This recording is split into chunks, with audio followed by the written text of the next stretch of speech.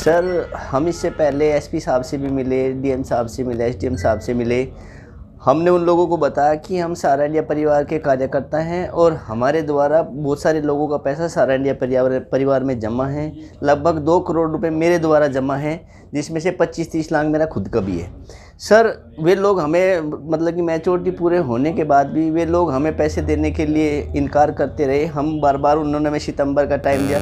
2020 से प्रक्रिया चल रही 19 से कि हम मार्च में भुगतान कर देंगे, फिर बोले कि हम दिसंबर आते आते भुगतान कर देंगे, फिर बोले हम जनवरी में भुगतान कर देंगे, फिर बोले हम मार्च तो 2021 में तो भुगतान कर ही देंगे।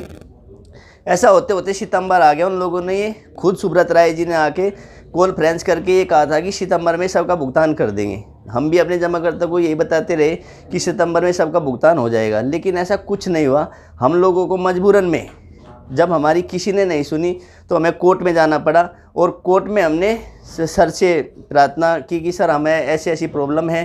तो सर ने हमारी बातों को देखते हुए, हमारी सारी बातें सही हैं तो उन्होंने कोर्ट में हमारा मुकदमा दर्ज कराया। आज हम उनसे खुश हैं, लेकिन सर हम ये चाहते हैं कि हमारा जल्दी से जल्दी भुगतान हो। हमारे जमाकर्ता जो हमारे पे विश्वास किया है जिन लोगों ने, उनका पैसा इज्जत के साथ उनके घर पहुंच जाए। बस यही हम चाहते हैं सरकार से भी और कोर्ट से भी। क्या मामला ये है कि हम लोग सहारा इंडिया परिवार में काम करते थे। हम एजेंट के तौर पर काम किया। हमने लोगों के, जमाकर्ताओं के, निवेशकों के देहात से, शहरों से हज़ारों करोड़ रुपए जमा कराया। वो जो जमा कराया वो एक निश्चित समय के लिए होता है। जब मैच्योरिटी का समय आया तो कंपनी हमें, सहारा इंडिया हमें और सुब्रत राय हमें टाइम पे टाइम देते रहे हैं। कभी सितंबर का महीना, कभी अक्टूबर का महीना, कभी मार्च का महीना, लेकिन उन्हें हमें भुगतान नहीं किया। इसी चीज़ को लेके हम माननीय बागपत कोर्ट में गए। बागपत कोर्ट में हमने तहरीर दी, शिकायत की, तो उन्होंने हमारी शिकायत को सही पाया और उसको लेके फिर मुकदमा लिखने के लिए आदेशित किया, जिस पर मुकदमा लिखे गया है। आज हम अपनी आगे की रणनीति को बना रहे हैं और हम राज्य सरकार से और केंद्र सरकार से इस बात के लिए आग्रह करते हैं कि हमें जल्द से जल्द हम सब एजेंटों का, जमाकर्ताओं का भुगतान कराने की कृपा करें। अगर भुगतान नहीं तो मतदान नहीं। इस तरह का अभियान हम लोग चलाएंगे, क्योंकि इस लोकतांत्रिक व्यवस्था में हम लोगों को अधिकार है अपनी सब चीज़ें बातें रखने का जो जायज़ है, और ये सब चीज़ों को लेके फिर हम वही चीज़ करेंगे कि अगर हमारा भुगतान नहीं है तो भुगतान नहीं तो मतदान नहीं, जैसा हम आगे एक अभियान चलाएंगे। हमें अपना भुगतान चाहिए, जमाकर्ताओं के लिए भुगतान चाहिए।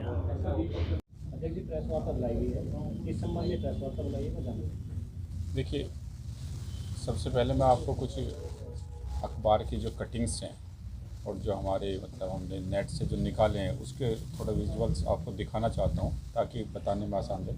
देखिए, एक विजुअल है, सुब्रत राय समेत 18 के खिलाफ केस दर्ज, 25 लाख करोड़ रुपए की धोखाधड़ी का मामला।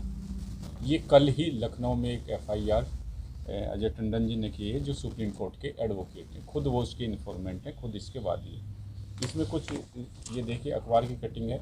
सहारा जमाकर्ताओं की राशि अटकी तो अधिकारी कह रहे हैं कि आत्महत्या कर लो। दूसरी आप ये देखिए, सहारा इंडिया के एजेंट ने की आत्महत्या। सहारा इंडिया के एजेंट व अकाउंट की पिटाई। मैच्योरिटी के बाद भी कंपनी नहीं दे रही थी पैसा, किया सुसाइड।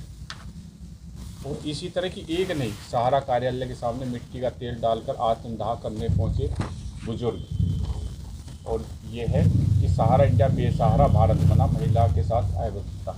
ये एक नहीं, मतलब ऐसी कम से कम मतलब दर्जनों अखबार की कटिंगें हमारे पास हैं, जो इस बात का सूचक है कि सहारा इंडिया समूह द्वारा पिछले 10-15 वर्षों में अपनी विभिन्न स्कीम्स जो हैं वो चलाई गई थी। और प्रत्येक ज़िले में, भारत के प्रत्येक ज़िले में अपने एजेंट्स नियुक्त किए गए थे। वो एजेंट्स क्या होता था, निवेशकों से मासिक व दैनिक रूप से कुछ जमा राशि कराते थे। और उसमें ये था स्कीम्स में कि एक निश्चित मैच्योरिटी के बाद, परिपक्वता के बाद उस पर एक निश्चित लाभ जो है वो निवेशकों को अदा करें। अब ये है कि सहारा समूह ने अपने एजेंट्स के माध्यम से पूरे देश से लाखों करोड़ रुपया निवेशकों की जेब में से निकाल लिया अपने एजेंट्स के माध्यम से, और जब राशि परिपक्व हो गई तो उन्हें देने से इनकार कर दिया।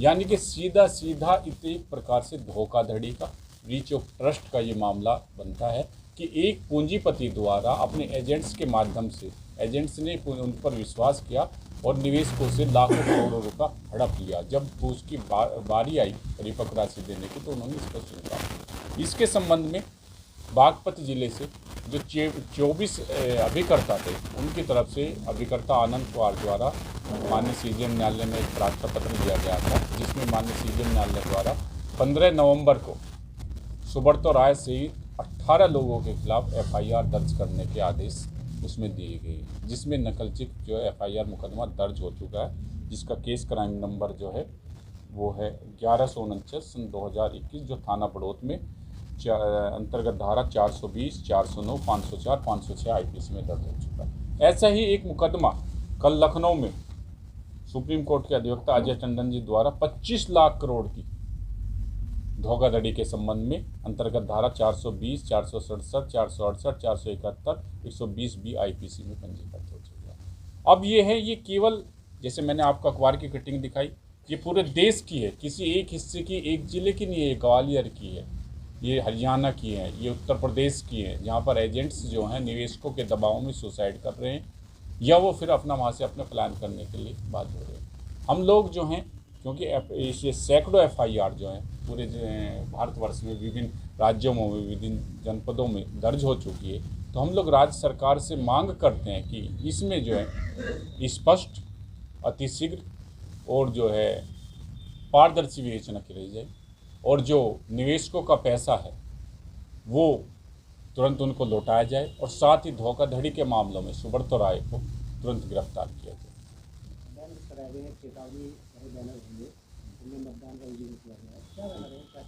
देखिए, मतदान का ये है कि भारत एक लोकतांत्रिक देश है। मत देने का अधिकार, हम लोग ये मानते हैं कि मतदान का अधिकार जो है हमारा सबसे पावरफुल, सबसे ताकतवर एक हमारा अधिकार होता है और लोकतांत्रिक प्रक्रिया में जो भी नेता चुनाव में हिस्सा लेते हैं वो हमारे मत के द्वारा ही चुनते हैं। तो सहारा अभिकर्ता के जो एजेंट्स हैं और जो निवेशक हैं वो ये कह रहे हैं क्योंकि उनकी संख्या, यदि मैं गलत ना हूँ तो पूरे देश में 25 करोड़ के लगभग है। 25 करोड़ लोग यानी कि 25 करोड़ मतदाता भारतीय सरकार से ये मांग कर रहे हैं कि यदि आपने हमारे मामले में हस्तक्षेप नहीं किया, इस मामले में या तो आप सुब्रतो राय को तुरंत गिरफ्तार करें या फिर उसमें मध्यस्थता करके हमारा जो पैसा लौटाएं, अन्यथा हम लोग जो है लोकतांत्रिक प्रक्रिया में हिस्सा नहीं लेंगे।